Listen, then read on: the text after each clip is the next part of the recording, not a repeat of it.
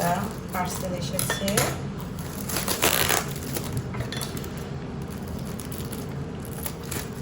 Unboxing করার মধ্যে যে এত মজা, সেটা আসলে একটা কিছু অর্ডার করলে কখন আসবে ওয়েট করতে করতে যায়, এরপর আসার পরে সেটাকে কখন দেখবো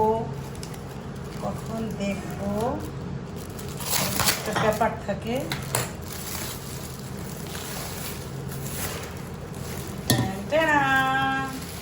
আমি আসলে একটা কড়াই অর্ডার করেছিলাম, এটা দেখি খুব দেখাচ্ছে আর কি। অ্যাকচুয়ালি আমি এটা ফ্রাইড রাইস করার জন্য আনছি, কিন্তু ছোট হয়ে যাবে,